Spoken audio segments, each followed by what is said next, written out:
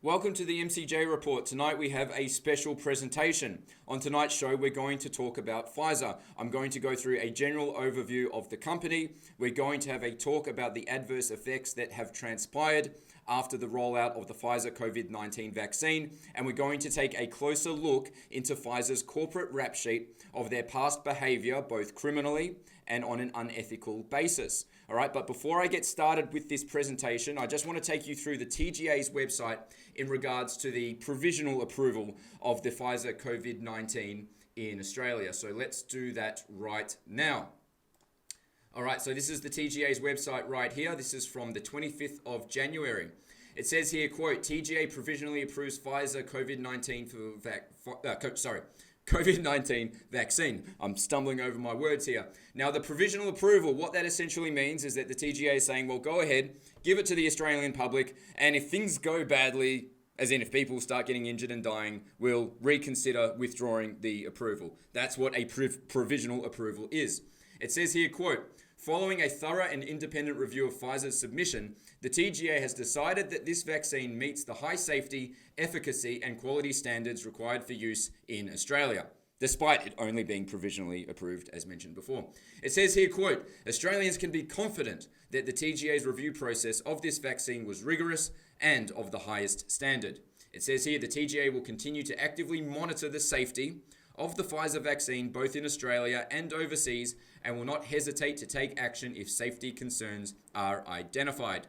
Now, to me, I interpret this as misleading. On one hand, the TGA is telling us that we can be, quote, confident in the TGA's review process and because it was, quote, rigorous and of the highest standard, yet it is a provisional approval, which means, of course, the TGA is not supremely confident. Now, usually, drugs require a much more thorough process of scrutiny with the TGA, but that's not the case for the COVID-19 vaccine. So I do consider it disingenuous for the TGA to be making these types of statements to the Australian public at this stage. So I just wanted to start off by mentioning that. All right, so now I'm going to give a general overview of Pfizer as a corporation.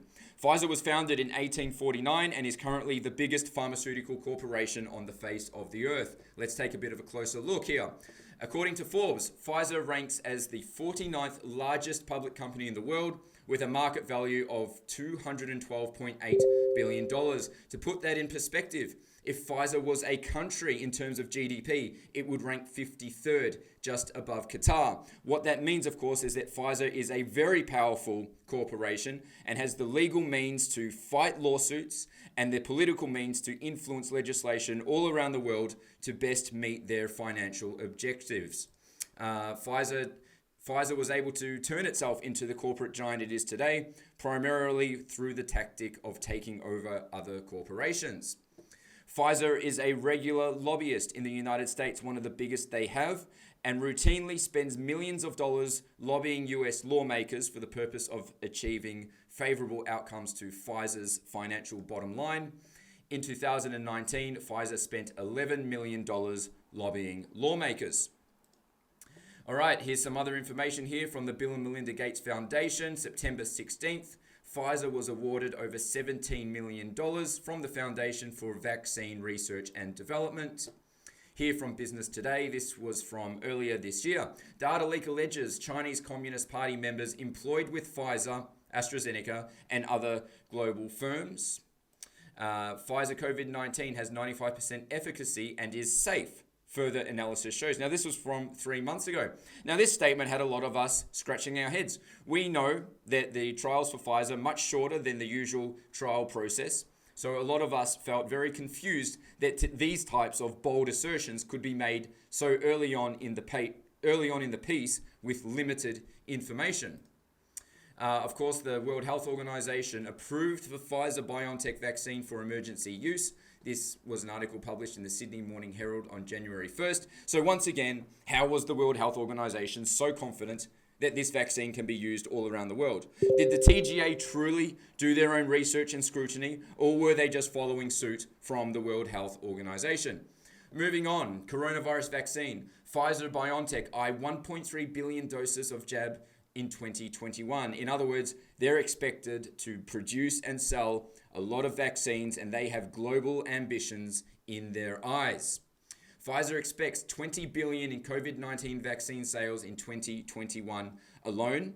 So as you could imagine, the shareholders are sitting there right now, licking their lips and waiting for the profits to roll in. Of course, this is the first time mRNA technology has been used in a vaccine, which of course has many people from all over the world very worried about what the long-term effects may be. Pfizer, BioNTech and Regeneron are currently being sued over unauthorized use of patented technology to develop COVID-19 vaccines. So straight off the bat, we have an alleged case of intellectual property theft. From the Western Journal, Big Pharma gets immunity from COVID vaccine liability. So as many people are aware now, Pfizer and all the other big vaccine companies have been able to indemnify themselves against liability should their consumers sustain some type of injury or loss of life. To me, that indicates an organization that is not confident in their product. Moving on here, this is the CEO. That is the CEO of Pfizer right there, a gentleman by the name of Albert Bourla. I'm just going to move myself over here, get myself out of the way. Now, this is an interesting story right here. This is from late last year. Pfizer CEO sold 5.6 million in stock the day he announced promising vaccine news. That was from November last year. Now, if you look to the chart just below this headline here, and you see where that red circle is, that indicates that Albert sold his stock just around the time when Pfizer shares hit almost their all-time high. So in other words, as a share market investor, that would be a very smart time to sell, a very great for profits, right? Sell when the shares are high and reap the rewards. Now, one would imagine that the CEO of Pfizer, with a company that's projected to sell over 1 billion doses and probably much more into the future, would be confident enough in his product that he would hold onto his shares in order to reap the future reward. But for whatever reason, Albert saw it differently. It goes on down here. Pfizer CEO will wait to get a COVID-19 vaccine. All right, so he's made no bones about it. The CEO himself said that he's willing to wait, sit back until other people get it, and then he'll go ahead and he'll take the vaccine. Wouldn't you think the CEO that is leading the world charge on the COVID-19 vaccine rollout would be enthusiastic to be the first person to sit on a stage, get the jab and say, hey, look how great this is? Instead, he's sitting back for other people to have it. And he's claiming he's doing so out of noble causes, like, well, there's other people that need it more than me. Do you believe him, or do you think that maybe he's not as confident as what he'd like us to believe? Anyway, that's the overview for now. Now we're going to talk about the vaccine rollout up until this stage in relation to the adverse events that have transpired. All right, so as we see here, COVID-19, 13 people in Israel developed facial paralysis after getting vaccinated. This is from Natural News. A young nurse suffers from hemorrhage and brain swelling after second dose of Pfizer's COVID-19 vaccine. A 19-year-old in Israel hospitalized in ICU days after receiving second Pfizer vaccine.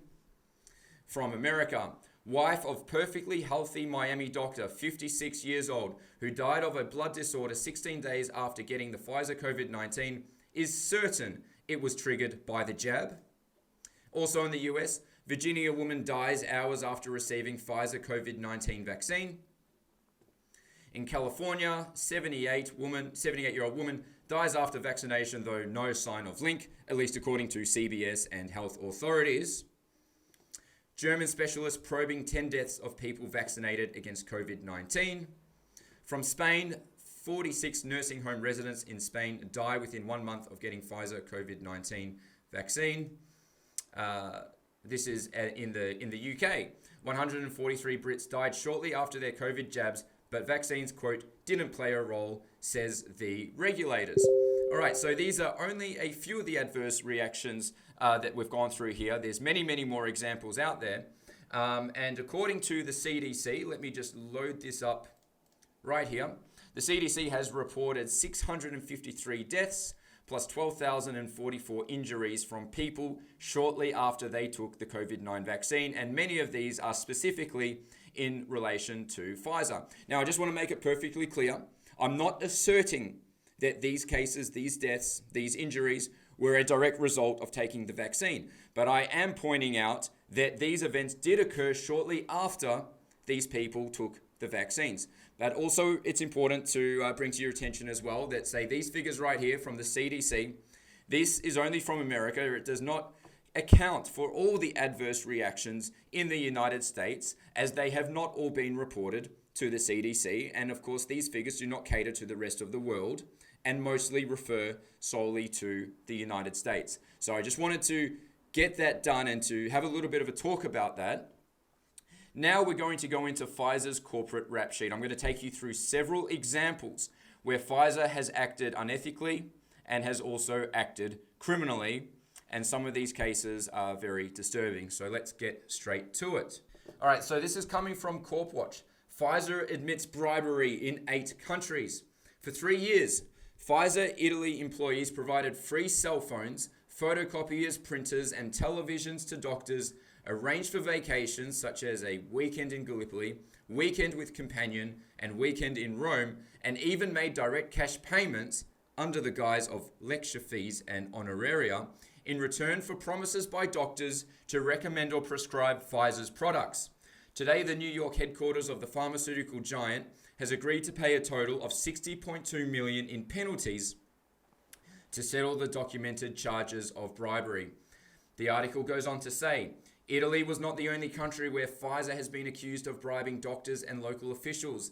Quote, Pfizer took shortcuts to boost its business in several Eurasian countries, bribing government officials in Bulgaria, Croatia, Kazakhstan, and Russia to the tune of millions of dollars, said Mathili Raman, the Principal Deputy Assistant Attorney General of the United States Department of Justice Criminal Division. It says here, quote, Pfizer admitted that between 1997 and 2006, it paid more than $2 million of bribes to government officials in the countries mentioned above, notes a press release issued by the Department of Justice.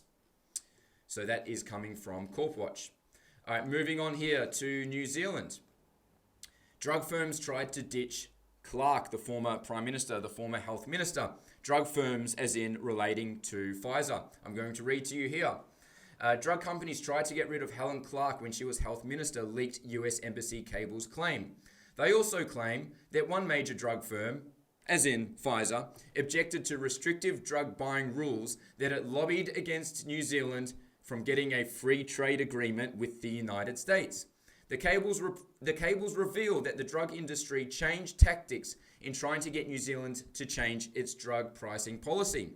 Instead of lobbying the government, so instead of having a talk with the New Zealand government, which you would figure any reasonable corporation would do, the embassy was told of plans to agitate patients by providing them with information about drugs that weren't available. It would, quote, educate New Zealanders. Now, they use the word educate, but really what it is using manipulative methods to try and influence the policy change of foreign nations by spreading their drug promotional material directly to the citizens whilst bypassing the health regulators.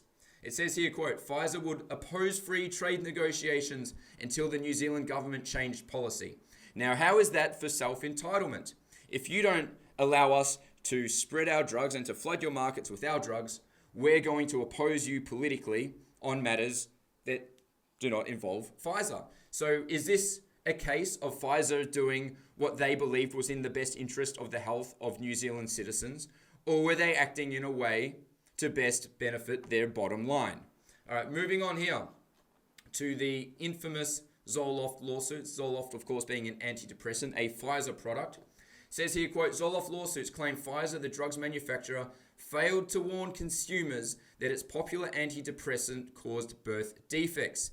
A series of unfavorable rulings has led to the dismissal or withdrawal of hundreds of Zoloft lawsuits, unfortunately, of course, for the plaintiffs. Now, it's important to point out that unlike the average person, Pfizer has an unlimited capability to fight any legal action taken against them with the highest, most experienced, most aggressive lawyers and teams.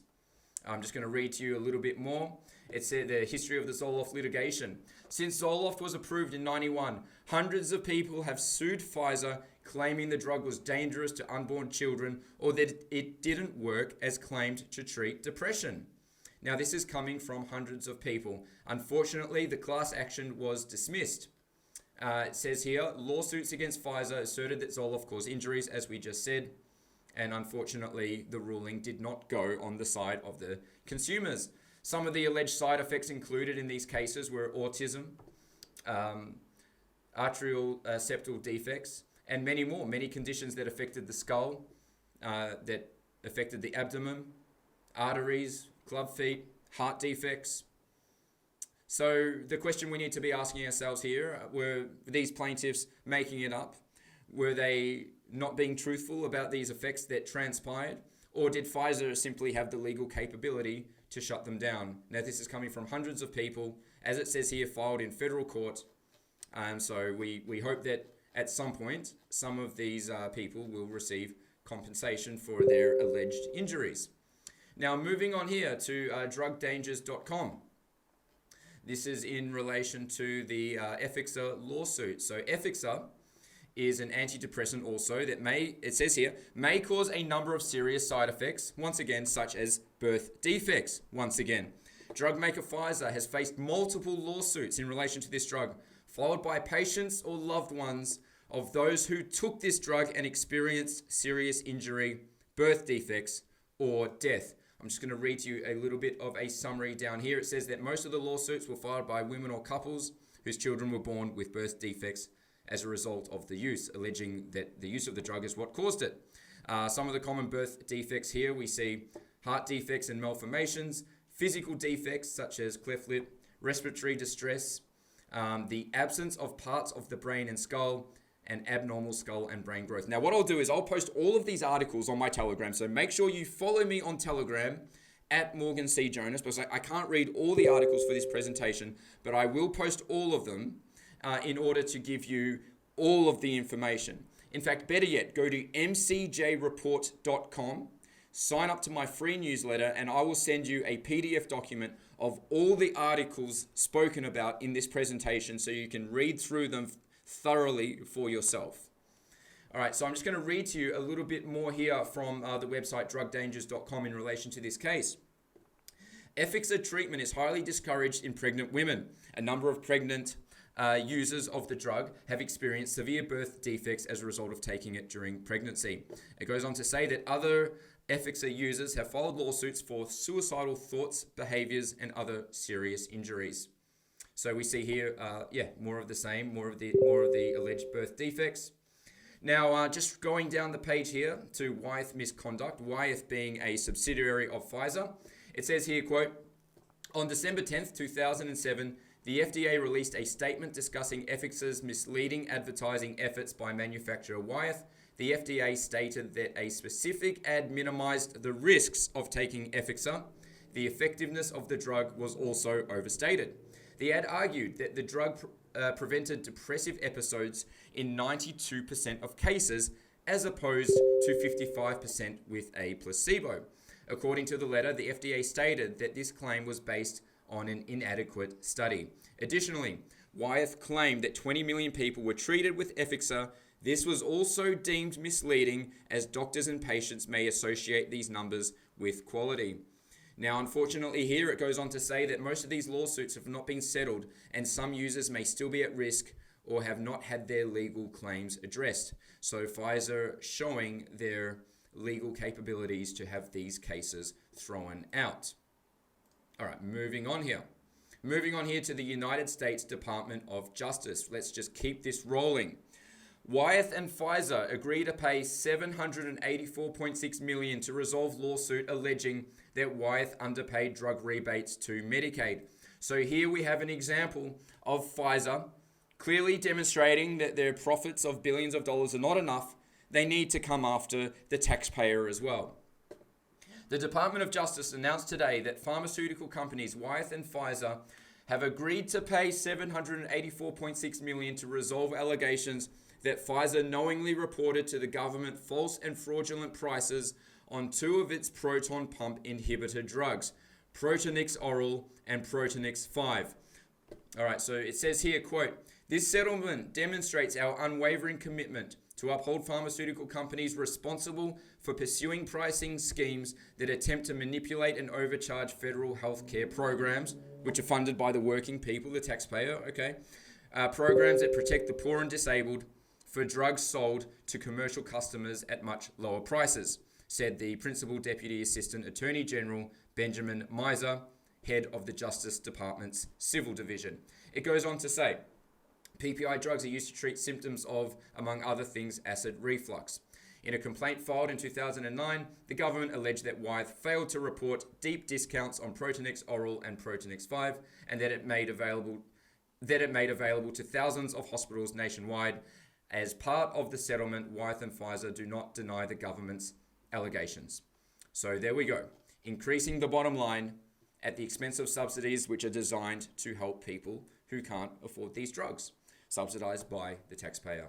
All right, moving on here to the New York Times. This was published all the way back in 1992. Lawsuit settled over heart valve implicated in about 300 deaths. Goes on to say, Pfizer, a leading healthcare products manufacturer, today announced an agreement to settle lawsuits arising from an artificial heart valve implicated in about 300 deaths. The device, the Yorkshire convexo-concave valve, has been implanted in about 55,000 people around the world. The valve was sold from 1979 to 1986 by Shiley Inc., a Pfizer subsidiary. All right, so we've got 300 deaths in this particular instance, and Pfizer had to settle, as you can see right here. Settlement approved on the Pfizer heart valves. Federal District Judge in Cincinnati approved a settlement yesterday in a class action lawsuit involving the heart valve. And it goes on to detail the case. So I'll post all these up on our websites, because as far as I'm concerned, the greatest indicator of future behavior is past behavior. All right, so moving on here to a particularly sad case, the failed Trovan drug trial by Pfizer in the northern Nigerian state of Kano that killed and maimed 11 Nigerian children. This is a very infamous case and a disgraceful display of unethical practices by Pfizer, which resulted in a terrible outcome. So I'm going to read to you from this article right here to summarize. This is from the author. It says, quote, "I want to take us down memory lane concerning a failed clinical trial on the cure for meningitis in the Kano State, northern Nigeria, carried out by pharmaceutical giant Pfizer 24 years ago in 1996. Now, it's important to point out that this article was published last year, so that would be 25 years ago, and how it killed and permanently incapacitated its victims. The name of the drug used for the clinical trial was called Trovan. This sad history of clinical trials is better told with facts by no other person than O.J. Femi, a Nigerian medical professional now based in Australia. So it says here, in 96, there was an outbreak of meningitis in lots of states in northern Nigeria at the time, with approximately 10,000 deaths. Most serious epidemic to date in Nigeria. During this drug development, there were concerns in guinea pigs on its noted side effect. Interestingly, at the same time, there was also a proven solid therapy for meningitis at the time, Cetreaphon, and so the drug was meant to probably be a second best or perhaps new best. So Pfizer traveled down to help. They gave 100 patients the new drug and 100 patients an underdose of Cetreaphon. 5 patients in the Trovan arm died, while 6 in the underdose Cetreaphon arm died. These aside the several hundreds with terminal neurological deficits. Pfizer neglected to acquire informed consent from the parents of the patients, who were anyway too stressed to make rational decisions. As always in the case, there was a Nigerian investigator doctor employed to be the face of this trial. It says, no proper consent taken from parents or ethical concerns were raised, and the anyhowism, as in being very casual about it, was in full display. A year later, it was found out that the ethical letter of approval from Nigerian government was forged/falsified. The Nigerian government described the clinical trial as a, quote, an illegal trial of an unregistered drug. So an illegal trial of an unregistered drug, where the allegation which held up in court was that the parents did not receive proper informed consent and that government documents were forged and the outcome, 11 children died. Moving on here regarding this particular story. This is from the British Medical Journal. It says here, Pfizer, whose headquarters are in New York City, has admitted the local ethics approval given to conduct the trial may not have been, quote, properly documented. So, in other words, what was referred to as forged documents has been referred to by Pfizer as, quote, not properly documented. So to make matters worse, Pfizer did not want this story going public, of course, and they didn't want to have to deal with the lawsuit. Now, it says here, Pfizer bribed Nigerian officials in fatal drug trial, ex-employee claims. I'm going to read to you here. Now, of course, one would assume the bribery was in relation to keep people quiet. A former Pfizer employee's letter to a federal judge alleging that the company put a courier on a KLM flight to Nigeria carrying bribes for local officials is a classic example of how hard it is to get away with corporate skullduggery. The letter cites 40 Pfizer executives, FDA officials, and other witnesses who allegedly have inside knowledge of the scandal.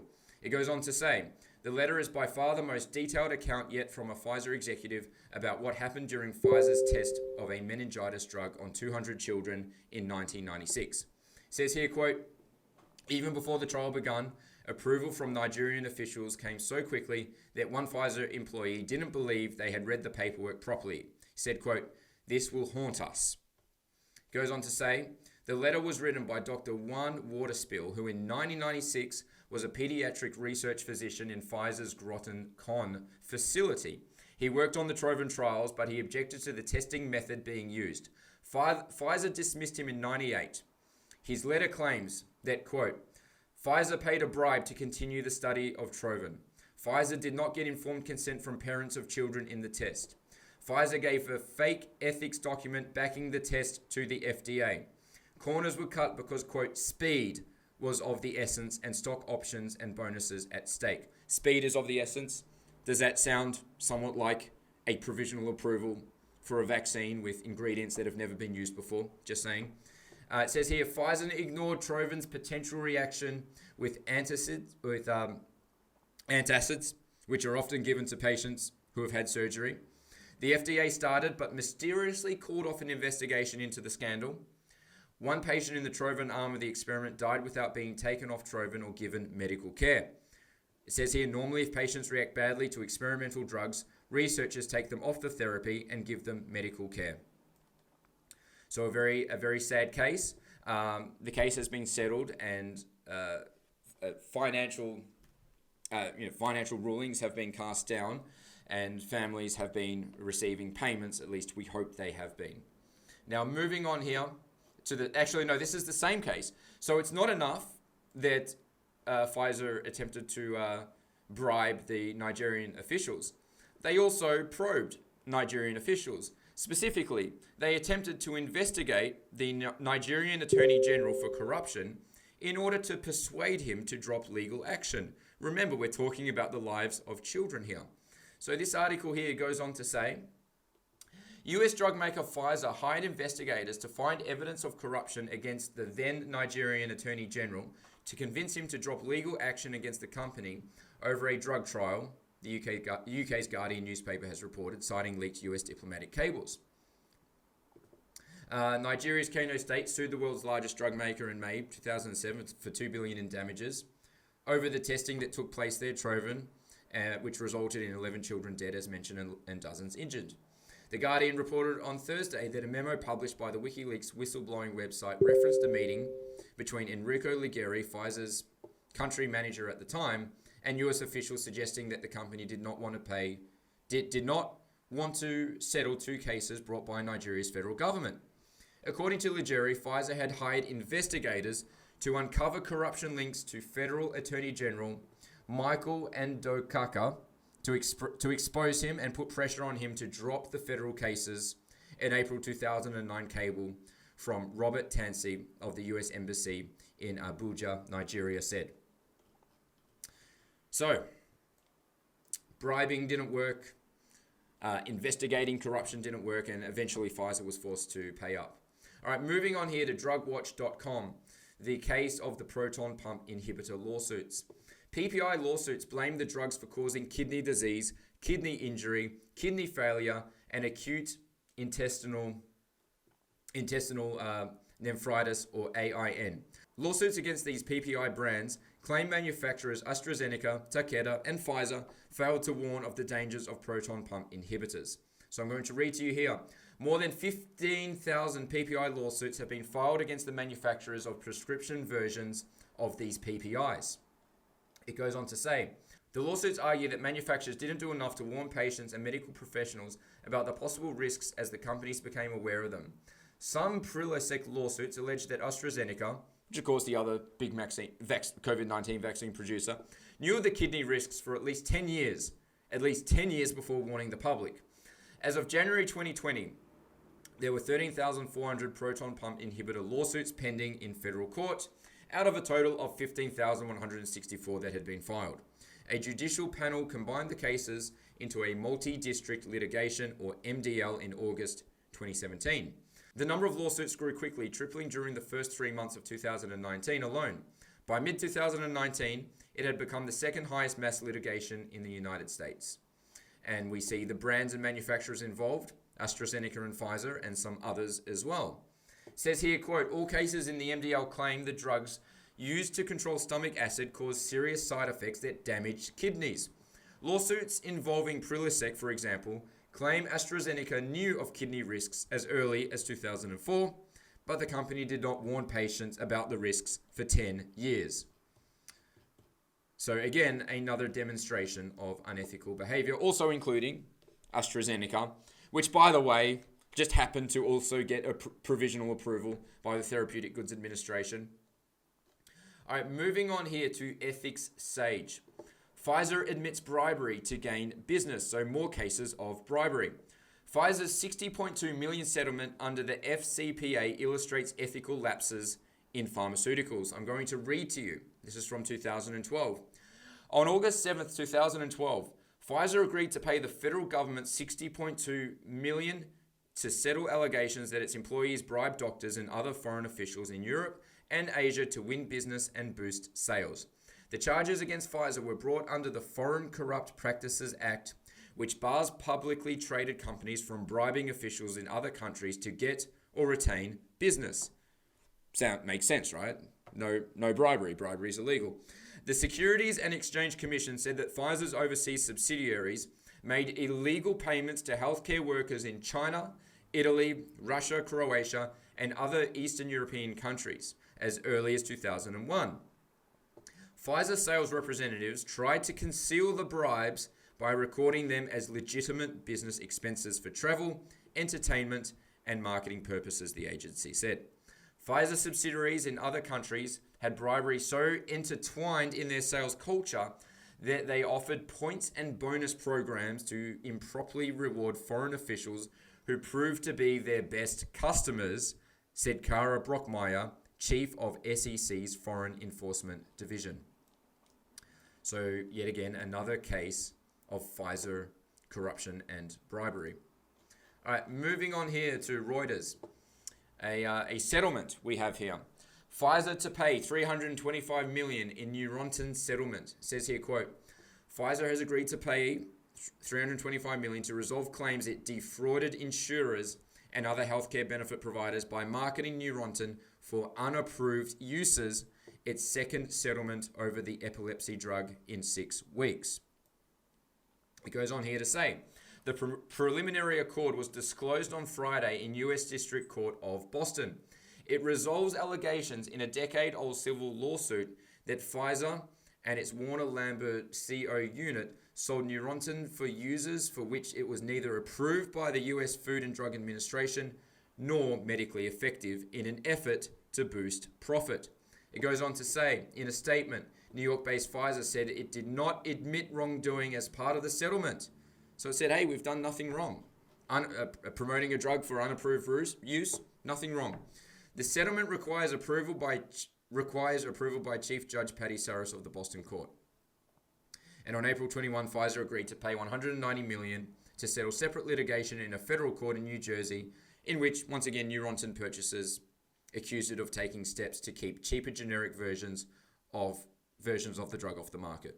So price controlling, promoting unapproved uses, And as you can see, it was a reasonable payout in the end. But keep in mind, $325 million is really nothing more than a splash in the ocean to Pfizer. All right, moving on here. This is from allaboutLawsuits.com, 2012. Prempro settlements to result in 1.2 billion payments for breast cancer. It goes on to say here, the drug maker, Pfizer, of course, has already paid out $896 million to settle approximately 6,000 Prempro breast cancer lawsuits. And Pfizer has now set aside an additional $330 million to cover the remaining 4,000, according to a recent filing with the Securities and Exchange Commission. The Prempro settlements come after 6 years of trials in which several patients were awarded tens of millions of dollars, including punitive damages for the drug maker's actions in withholding information about the risk of breast cancer from Prempro. About 10,000 women have filed a lawsuit after allegedly developing breast cancer from Prempro. In the litigation, 11 of the 21 cases presented to a jury have resulted in a verdict in favor of the plaintiff. It goes on to say, most of the complaints were filed after a 2002 study by the National Institute of Health found that women receiving HRT were at a higher risk of breast cancer, strokes, and heart attacks. By that time, Prempro and other HRT drugs had been used by more than 6 million women. So, just a little bit of other information regarding Prempro. It says, and this is coming from yourlawyer.com, in addition to its risks of causing breast cancer, women taking Prempro have also developed other side effects, including ovarian cancer, gallbladder cancer, lupus, and much, much more, including strokes, blood clots, severe asthma, and to date, well, from 2013, 2,200 lawsuits have been reached regarding this particular drug, this case. All right, moving on. Pfizer settles 2,000 plus Chantix lawsuits, takes $273 million charge. Now, Chantix is a drug designed to supposedly help people to quit smoking. I'm going to read to you here. This is from 2013. About 80% of Pfizer's Chantix litigation is finished. The drug maker has settled or agreed to settle about 4/5 of 2,700 state and federal lawsuits and took a $273 million charge to cover the costs, a securities filing notes. Pfizer has set aside another $15 million towards wrapping up the rest of the claims. The batch of settlements follows 2 deals in individual cases chosen for bellwether trials in U.S. Judge Inge P. Johnson's Alabama court. Last October, the company came to an agreement with the wife of Mark Whitley, a Chantix user who committed suicide. In January, it settled with plaintiff Billy Bedsole Jr., who claimed that Chantix triggered suicidal thoughts and other psychiatric problems. Chantix drew fire after reports of suicide attempts, and other psychiatric disturbances. FDA required a, quote, black box warning on the drug to alert patients and doctors to the risk of psychiatric side effects. Critics said Pfizer's Chantix trials had improperly excluded patients with a history of depression or other mental disturbances. In other words, selectively choosing participants for a clinical trial that would best serve in the interests of Pfizer in getting this drug approved for use in the general population without any regards or any care to people who could be prone to suffering these life-ending side effects. So again, more unethical behavior from Pfizer with the potential to cost lives. All right, moving on to the Drug Law Center in regards to a drug called deptotestosterone. So just as a little bit of an overview here, deptotestosterone is for men who can't make substantial amounts of testosterone. However, the medication is known to cause irreversible, dangerous side effects, including shrunken testicles, enlarged breasts, high blood pressure, liver disease, infertility, heart attack, addiction, bone growth issues, stroke, and mental complications, including increased levels of violence and aggression. Other side effects include anxiety, headaches, depressed mood, swelling and pain at the injection site. More serious side effects include bone pain, muscle twitching, loss of appetite, unexpected weight gain, nausea, shortness of breath, and the list goes on and on. Now it says here, since the drug was approved by the FDA, Deptone testosterone has undergone numerous revisions of their warning labels to inform the public of serious side effects that could cause life-threatening conditions. So, as we see, as people start taking the drug, the conditions are revealed and the terms are updated, which is somewhat what the TGA is implying with this provisional approval. They're saying, hey, let's wait and see what happens, and we'll adapt and change if there happens to be adverse events. It says here in regarding the lawsuits, many men and women who have taken testosterone to increase their energy levels, maintain menstrual cycles, increase sexual appetite, or other conditions suffer serious injuries and file lawsuits against the drug maker for selling a defective product. It goes into detail about some of these lawsuits here. Now, what I will do is I will post all of these articles on my Telegram, or if you would prefer to receive a document with all the articles and which details all the lawsuits spoken about in this presentation, go to mcjreport.com, and on the homepage there's a box where you can put your email address, sign up, and I will send you absolutely everything. So yeah, the article just goes into more detail, and when it comes to these cases regarding testosterone, some are settled, some are not, and there are cases just like lots of other drugs that are currently pending. Another example of drugs produced by Pfizer that have the potential to create irreversible health effects. All right, so moving on here again to the United States Department of Justice, the biggest federal lawsuit settlement in history involving, guess who? Pfizer. Pfizer to pay $2.3 billion for fraudulent marketing. This is from 2009. I'm going to read to you. This is in Washington, reported from Washington. American pharmaceutical giant Pfizer said its subsidiary, Pharmacia and Upjohn Company, Inc., hereinafter together, Pfizer, of course being a subsidiary of Pfizer, have agreed to pay $2.3 billion, the largest healthcare fraud settlement in the history of the Department of Justice, to resolve criminal and civil liability arising from the illegal promotion of certain pharmaceutical products.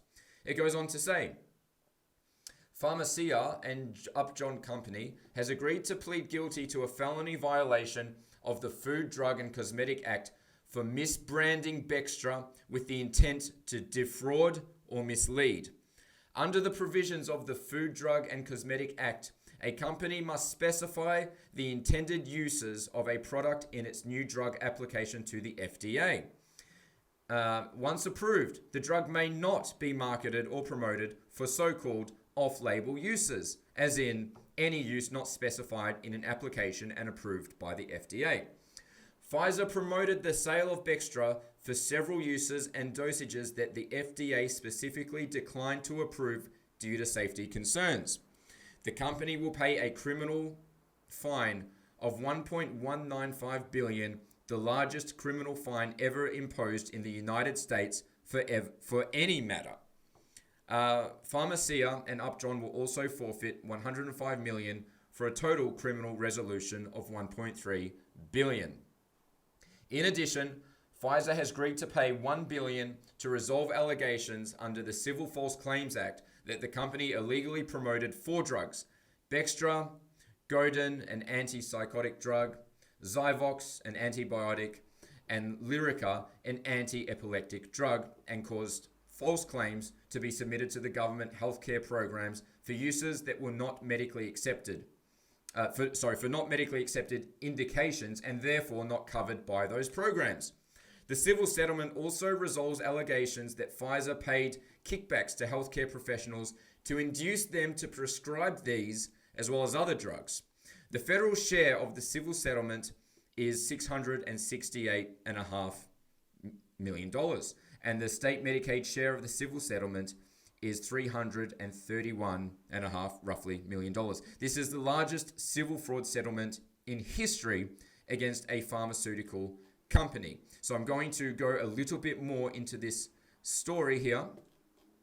This is from customerthink.com, and this was actually the words of a former Pfizer employee, a whistleblower who decided that on ethical grounds he could not continue to remain silent about this tremendous scandal. He says, quote, "At Pfizer, I was expected to increase profits at all costs, even when sales meant endangering lives.